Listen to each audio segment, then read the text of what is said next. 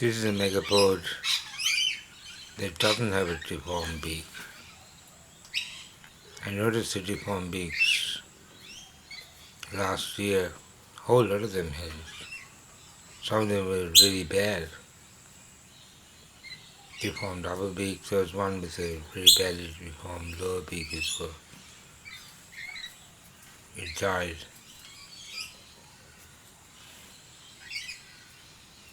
There's a crested pigeon. There are a lot more than I used to have.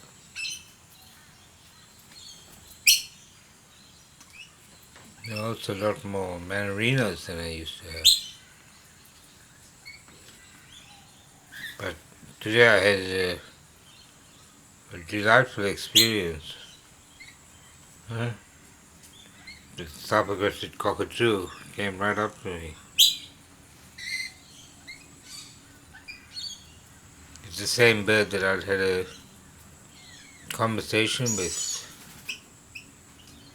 about 5 or 6 days ago.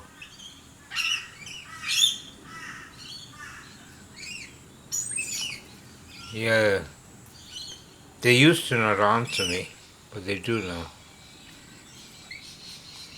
My birds. And these rainbow lorikeets, this is a new flock, and I know that because they were afraid of me. But there are at least 3 babies that are being looked after by the rest of the birds in the flock. There are about 40 birds in the flock, so a bit more than 40 yesterday. And I had more than 250 in the flock. That was several months ago. And I had been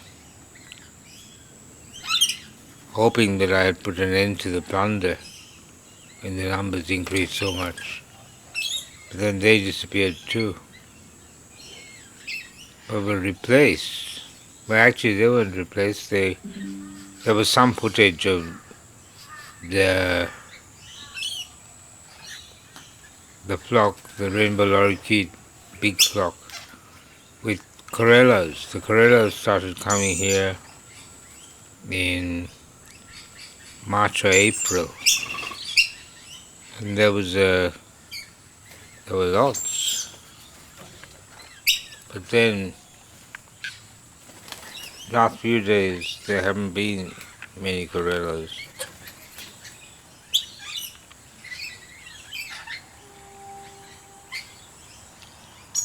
There have been a lot of changes. I've been studying these birds in the sanctuary for the last 15 years. And then there's been lots of changes in the bird behavior, bird population, their numbers, and their level of timidity or courage. And I've also noticed something that I didn't realize before, and that is that all the birds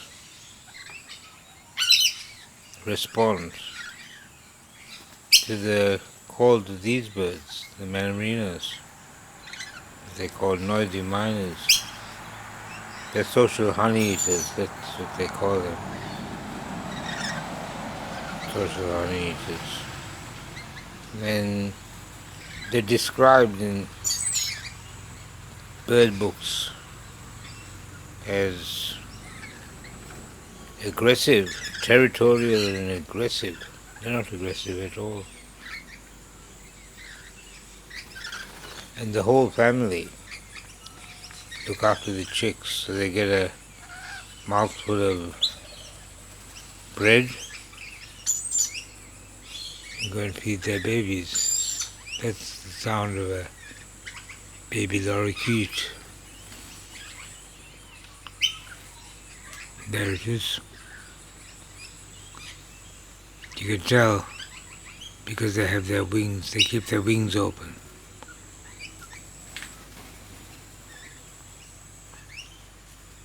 This one here is a blue-faced honeyeater.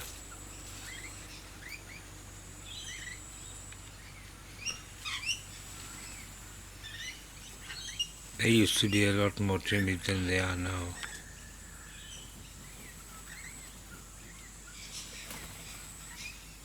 Absolutely beautiful birds.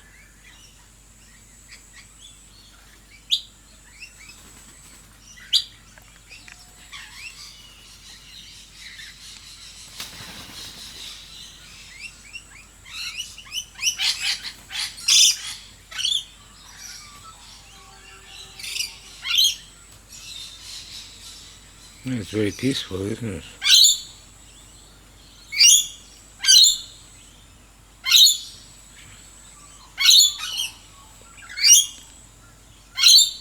So there's been a pretty dramatic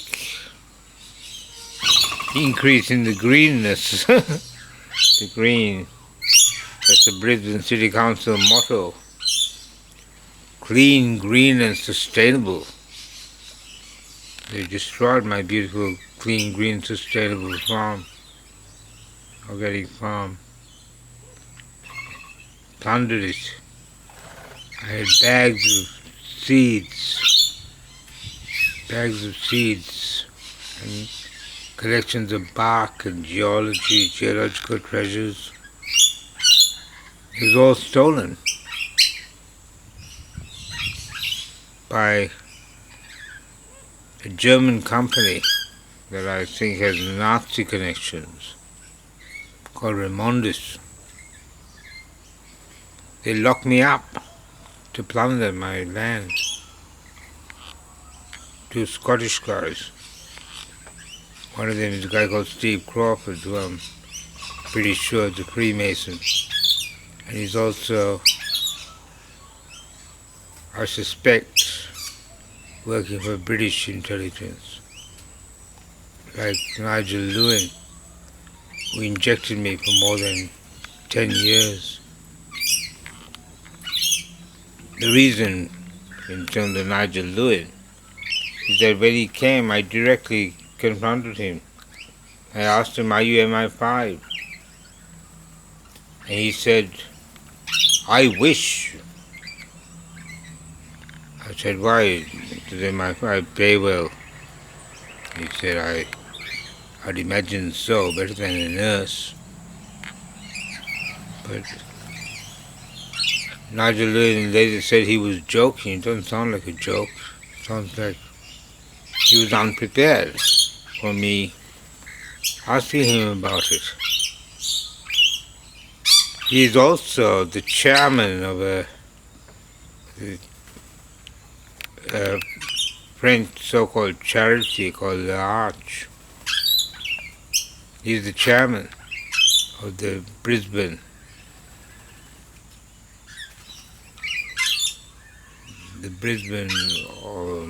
organization of the Arch. And I asked him if he's the chairman of the Arch. He said no. And I checked with the Arch, and he was the chairman. So they gave me his mobile number. And I rang him and asked him again. And he said he didn't remember saying that he wasn't the chairman. Then I asked him about Freemasons. The first time he said, "I don't think I've ever met any Freemasons." Later on he acknowledged that the Freemasons play a very important and significant role in the psychiatric system. And then the most critical lie of Nigel Lewin, there are quite a few,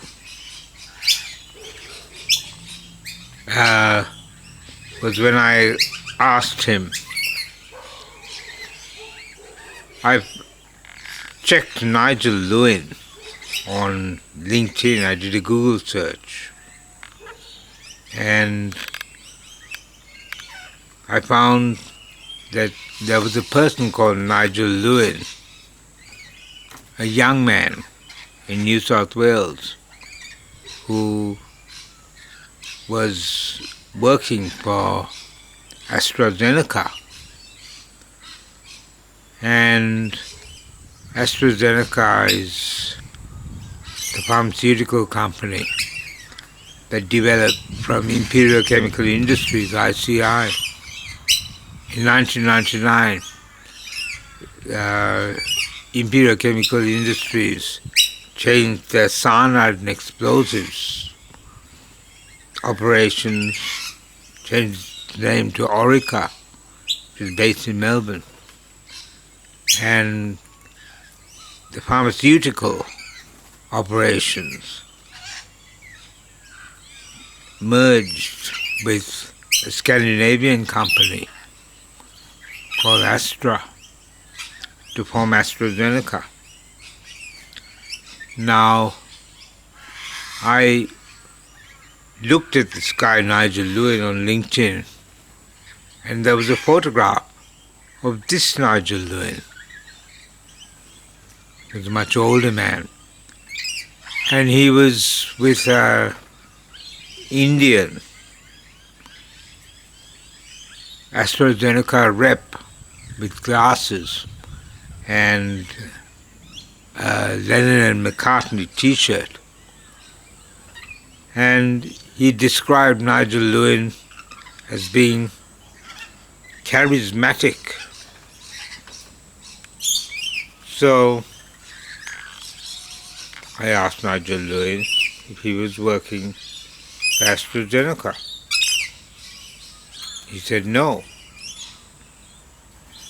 But he obviously can't trust the words that this guy says. So I asked him why there's a photograph of him on LinkedIn. And he said, I don't look at the internet much. Not much of an answer, is it? And I have this actually on video. Nigel Lewin, I told him about VX nerve agent,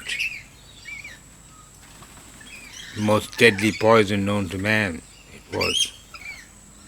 And VX nerve agent was invented by an Indian chemist working for Imperial Chemical Industries, ICI. And the poison was so potent that the Americans wanted it. It has no dual use, its only use is as a neurotoxin, chemical warfare agent. So Saddam Hussein was accused of having VX nerve agent. And the Belgian weapons inspector, Hans Blix, if you remember back, or check back to the invasion of Iraq by the coalition of the willing, as they called it, including Australia. Saddam Hussein was accused of having VX nerve agent. But when VX nerve agent was invented by Imperial Chemical Industries, they sold the rights to manufacture it to the USA. And the American military made tons of this stuff, the poison, and stockpiled it. And then when they signed a treaty banning chemical warfare agents, they did absolutely monstrous thing. which is that they put all their missiles with VX nerve agents and their stocks onto ships, old ships of the Navy, and sank them off the coast of the USA in the Atlantic.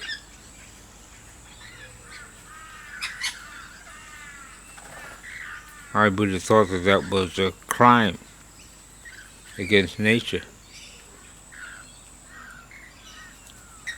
So I told Nigel Lewin many years ago, about 10 years ago at least, about my research, investigations into VX nerve agent and ICI. And he said, yeah, well, that's what companies do, isn't it? Well, not ethical companies. Ethical companies don't do things like that. I've got a little bit more about ICI, Imperial Chemical Industries. As I said, the annual report says that they're the leading manufacturer, or they were, and I've started investigating them, of cyanide and explosives. And I found that my father, who was the medical boss of the Tamil Tigers, has shares in a company headed by Graham Liebelt, Liebelt, who's an executive at Orica. So that strengthens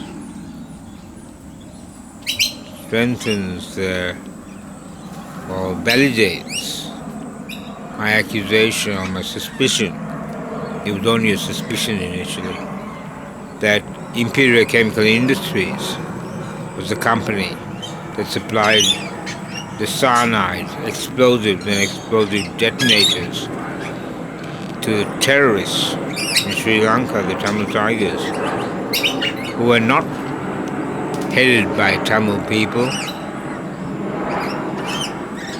It was orchestrated by the Brits. And these are the same culprits who are now attacking Russia, using Ukraine to attack Russia. And the Australian Prime Minister, Scott Morrison, initially spent $70 million of our money to buy Raytheon missiles and send them what they call lethal aid to Ukraine. This guy here on this side, Henri Morel, he's a spy for Raytheon. The people who destroyed my beautiful garden, desecrated my bird sanctuary, and bulldozed my frog breeding ponds and Buddhist shrine. They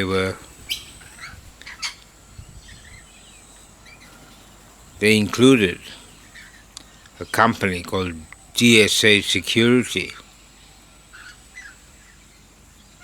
and there were two guys in GSA Security that my sister said my sister employed them, my hostile evil sister. She said she'd employed them to keep the job safe. The job was to destroy my business. She said she had a quote from the Brisbane City Council of $40,000 to $50,000 to completely clear my land. Yeah, that's what I've been through. So on the 13th of January this year, you can see this on YouTube, they forced me to go to the PA hospital where I was locked up in a double-locked area on the orders of a Sri Lankan psychiatrist who had never met me, called Kanchana Dialvis. So happens that she used to work for Ramsay Health, Paul Ramsey. I've been on the track of the Ramsey Empire for more than 20 years. Paul Ramsey was a wardsman who bought up a whole lot of military hospitals and converted them into private psychiatric hospitals. The person who told me that he was a wardsman was again Nigel Lewin. What's more, Nigel Lewin told me that he had a diploma from the University of Queensland on tropical medicine. Tropical medicine is a euphemism for biological warfare. Dual use. And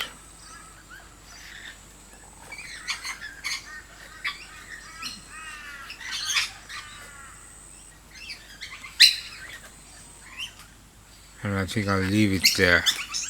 I got more to tell you about it, but I want to watch these lovely birds.